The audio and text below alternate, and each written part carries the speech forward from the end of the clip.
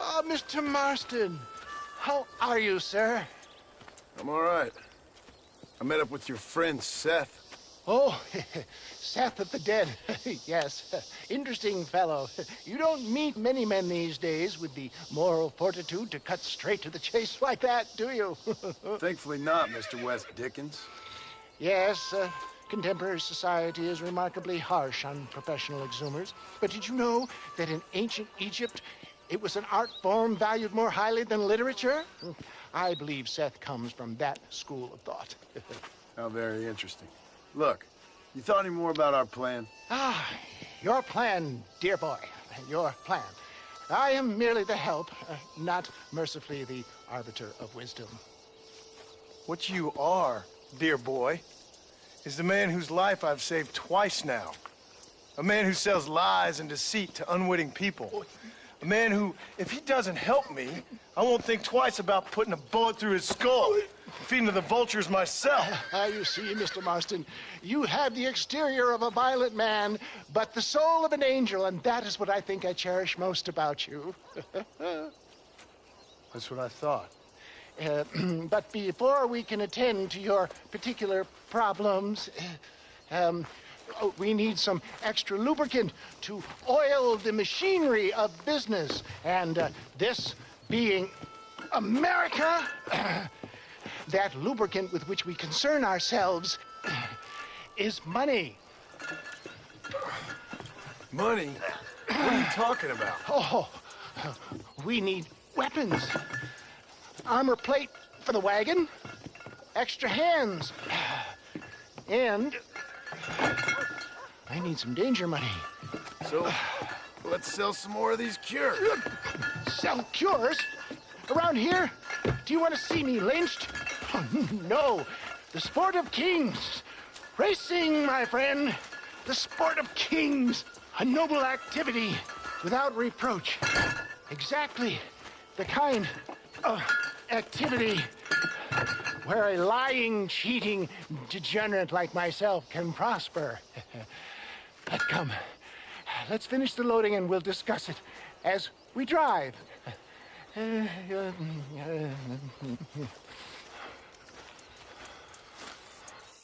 Now, sir, to gap to breach.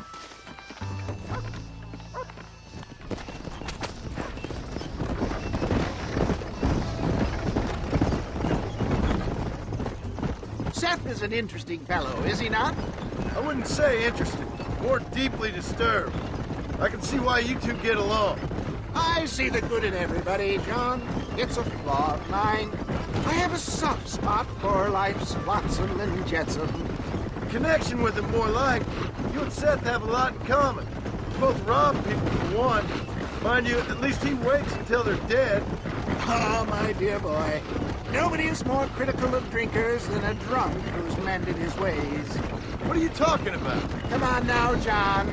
I've heard about you. You spent your life robbing people. It's a little inappropriate to be taking the moral high ground now. I had the courtesy to put a gun in their face. Whatever helps you sleep easily at night. We stole from those who had too much. Tried to give to those who had too little. A Robin Hood with spurs. Oh, romantic. You expect me to believe that poppycock? Maybe I'll have the good fortune to be able to leave my nefarious life behind one day and work on the government's dime. Don't talk about things you don't understand. Dear, oh dear, simmer down, my boy. You need to start appreciating your friends more. Folks around here don't see you as any different from Bill Williamson. I didn't think I'd have to huckster snake oil and dig up the dead, that's all. Take it from me, John. Collaboration is the key to success. I can help you. Seth can help you. It's business. Nothing more, nothing less. There's no need to make it quite so personal. Suits me.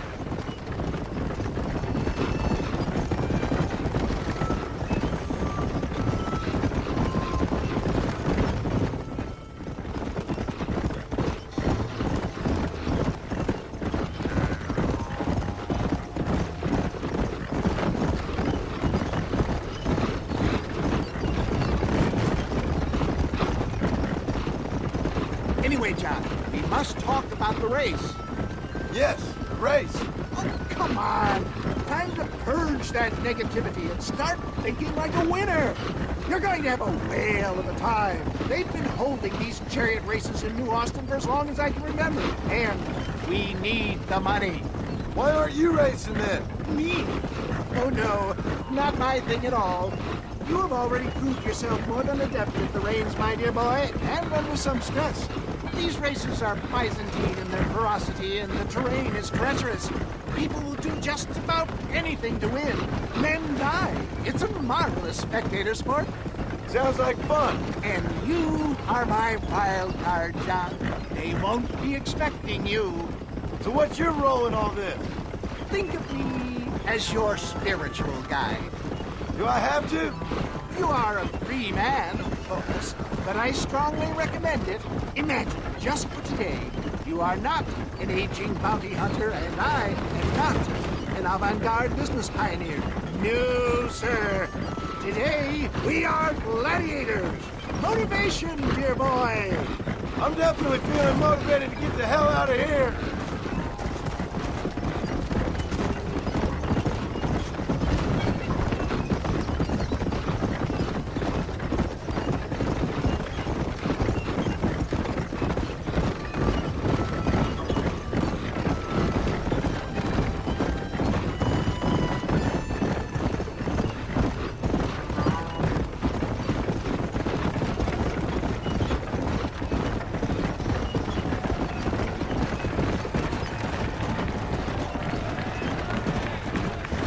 Here we are, John. Gap Tooth Breach.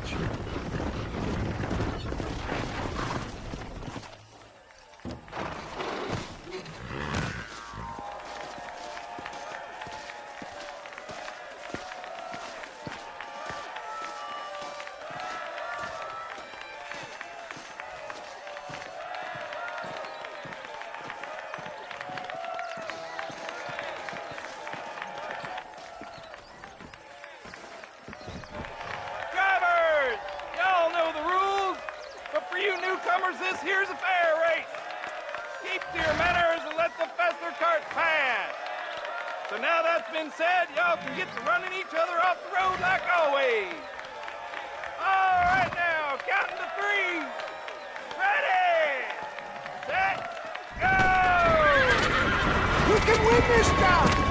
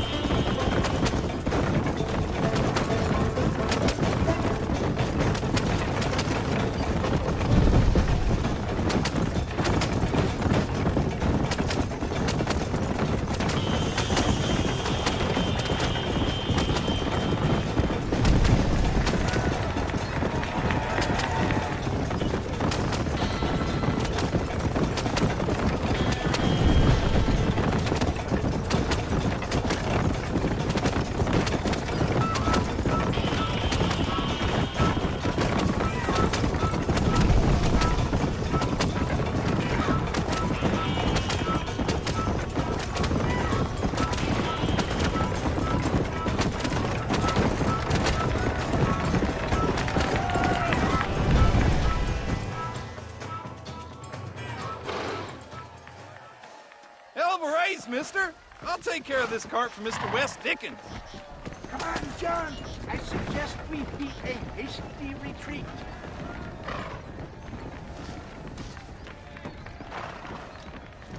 Right, best remove ourselves from the stage before somebody decides they want their money back. Fine by me. Wasn't that fantastic?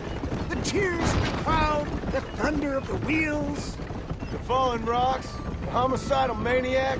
Oh, come on, John. Even a cold-hearted misanthrope like you must have found that just the tiniest bit exhilarating. Not the friendliest bunch, are they? They take the racing very seriously in these parts, and your participation was not entirely pre-approved. That was clear. Ah, sport, war, and heartache. The guilty pleasures of mankind since the dawn of time. I'd get away from the men we just swindled before you start waxing too lyrical. Yes, of course.